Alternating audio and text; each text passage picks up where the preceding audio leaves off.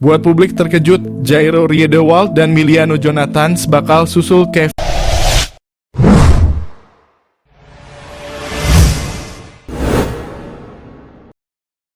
Dix untuk naturalisasi. PSSI kembali menjadi pusat perhatian publik setelah beredar kabar mengenai rencana naturalisasi pemain keturunan Jairo Riedewald dan Miliano Jonathans yang disebut-sebut akan menyusul Kevin Dix. Kabar ini memicu beragam respons dari para pencinta sepak bola tanah air yang menantikan kehadiran pemain-pemain dengan kualitas internasional untuk memperkuat skuad Garuda. Sebelumnya dalam keterangannya, PSSI melalui Arya Sinulinga menegaskan bahwa fokus proses naturalisasi masih tertuju pada penyelesaian Kevin Dix.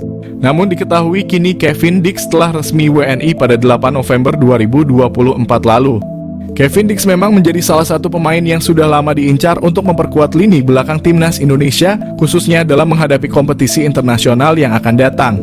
Selesai proses Kevin Dix menjadi WNI, pecinta sepak bola tanah air pun berharap PSSI juga segera memproses naturalisasi Jairo Riedewald dan Miliano Jonathans. Perlu diketahui meski Jairo dan Miliano menjadi pemain yang ramai diperbincangkan patut untuk menembus dan memperkuat timnas Indonesia, proses naturalisasi pemain itu tidak dapat berjalan dengan mudah. Maka terkait rumor mengenai Jairo Riedewald dan Miliano Jonathans yang disebut-sebut akan menyusul Dix, Arya menjelaskan bahwa saat ini belum ada kepastian mengenai hal tersebut. PSSI masih belum memberikan lampu hijau untuk memulai proses naturalisasi bagi kedua pemain itu. Meski begitu, kehadiran nama-nama pemain keturunan ini tetap menjadi sorotan, terutama bagi publik sepak bola yang berharap agar timnas Indonesia bisa semakin kuat di bawah dukungan pemain-pemain dengan pengalaman internasional. Diketahui bahwa Jairo Riedewald merupakan pemain yang sudah berkarier di berbagai klub Eropa, sehingga kehadirannya diharapkan mampu menambah ketangguhan timnas Indonesia. Dengan pengalaman bermain di liga-liga luar negeri, akan menjadi daya tarik tersendiri bagi penggemar sepak bola Indonesia. Anggota Exco PSSI sebut naturalisasi Jairo Riedewald sulit, namun Jordi Wehrman mudah dan Mauro Zijlstra sudah masuk daftar.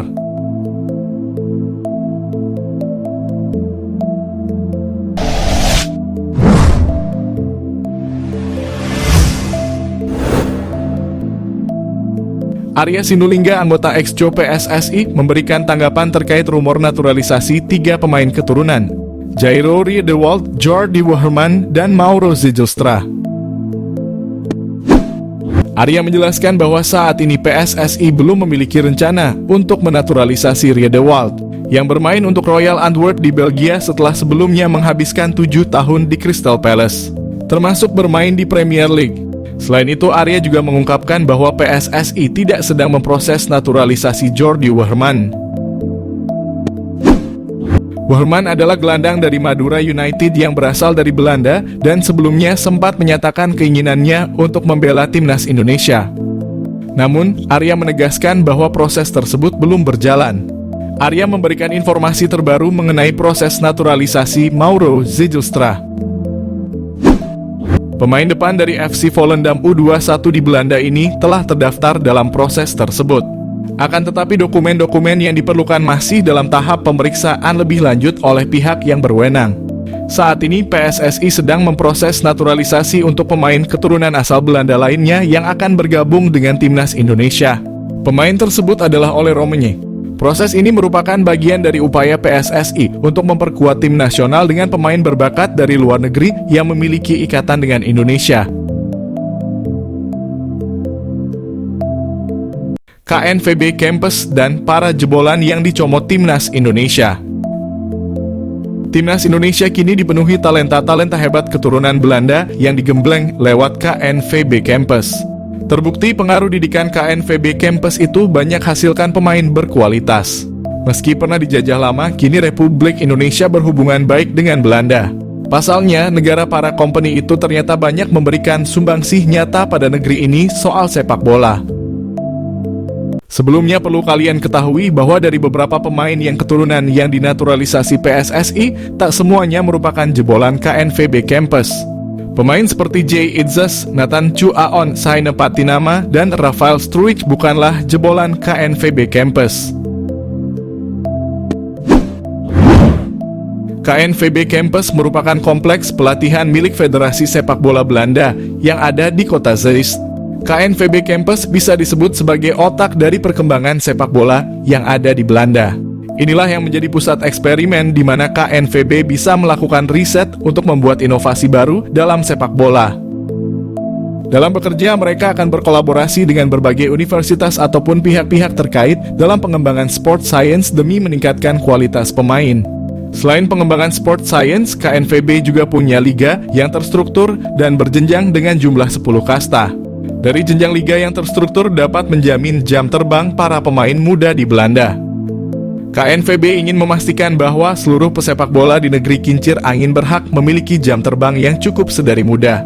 Lantas, siapa saja pemain timnas Indonesia jebolan KNVB Campus? Seperti apa yang dialami oleh pemain keturunan Indonesia di Belanda? Misal saja Tom Haye dan Sandy Walsh. Sejak tahun 2006, Tom Haye sudah ditempa di Jong AZ Alkmaar. Sampai akhirnya, Tom Haye berkesempatan mencicipi debut berseragam timnas Belanda U15 pada tahun 2009 bersama Sandy Walsh. Selain Walsh dan Haye, pemain keturunan Indonesia lain yang merupakan jebolan KNVB Campus adalah Calvin Verdonk dan Kevin Dix Bakarbeshi. Mereka berdua pernah bermain bersama ketika membela De Oranje U19 asuhan Aaron Winter. Pemain berikutnya yang merupakan jebolan KNVB Campus adalah Maarten Paes. Kiper FC Dallas tersebut sudah sejak 2016 berseragam timnas Belanda di level U19. Namun sebelum gabung timnas, talenta Paes sudah ditempa di Akademi NEC Nijmegen sejak 2012. Berbeda dialami dua pemain keturunan Indonesia jebolan KNVB Campus, Ivar Jenner dan Mas Hilgers. Baik Hilgers maupun Jenner, keduanya sama-sama hanya tampil sekali berseragam De Oranje sepanjang kariernya. Namun talentanya sudah lama digembleng di Jong Punte sejak tahun 2011. Pemain keturunan Indonesia lainnya yang merupakan jebolan KNVB Campus adalah Justin Hubner dan Ole Romani. Selain Lionel Messi, Indonesia juga sering dijuluki anak emas FIFA. Bukan hanya para netizen dalam negeri yang mengatakan itu, media Vietnam juga pernah nyinyirin Indonesia sebagai anak emas FIFA. Mengapa istilah itu kemudian muncul dan menjadi bahan pembicaraan? Terlepas dari apakah Indonesia anak emas FIFA atau bukan, Presiden FIFA sekarang, Gianni Infantino, memang dekat dengan Ketua Umum PSSI. Entah itu di era Muhammad Iriawan maupun kala PSSI dipimpin Erick Thohir. Memang hubungan Erick Thohir dan Gianni bahkan sudah terjalin sejak keduanya belum menduduki jabatan yang sekarang. Tepatnya saat Bung Erick jadi bos Inter dan Bang Gianni jadi sekjen FIFA. Jokowi beri penghargaan pada Gianni Infantino. Tadi soal hubungan ketum PSSI dengan Gianni. Lalu entah apa yang membuat Infantino lebih layak dianugerahi tanda kehormatan bintang jasa pratama oleh Presiden Jokowi. Namun dilansir dari berbagai sumber, Gianni dianggap telah berkontribusi besar dalam sepak bola Indonesia. Penganugerahan tersebut sebagai tanda kehormatan yang akan mempererat hubungan antara FIFA dan Indonesia. Indonesia sendiri merupakan negara yang cukup unik yang paling sering dikunjungi Gianni dalam waktu singkat. Mendirikan markas di Jakarta. Indikatornya lumayan banyak mengapa Gianni Infantino dianggap berkontribusi pada sepak bola Indonesia. Salah satunya menurut laporan Detik Sport adalah FIFA turut membantu sepak bola Indonesia dengan mendirikan kantor perwakilan di Indonesia. Ini kebijakan yang belum pernah dilakukan sebelumnya.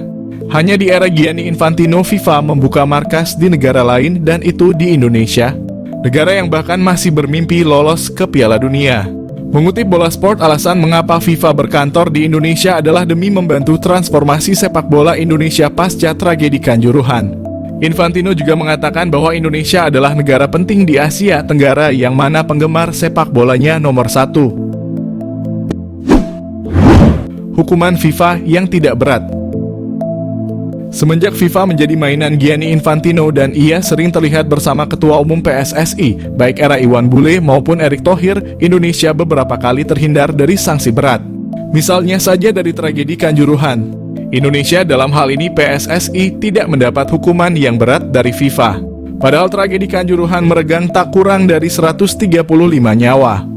Besar kemungkinan FIFA tak menghukum berat Indonesia akibat tragedi Kanjuruhan setelah ada lobi-lobi antara pihak Indonesia dan Gianni Infantino.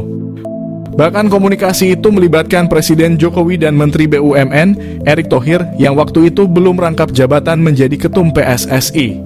Kemudian ketika Piala Dunia U20 batal di Indonesia, FIFA juga tidak memberikan hukuman berat. FIFA hanya menjatuhkan sanksi administrasi berupa pembekuan dana FIFA Forward untuk keperluan operasional PSSI.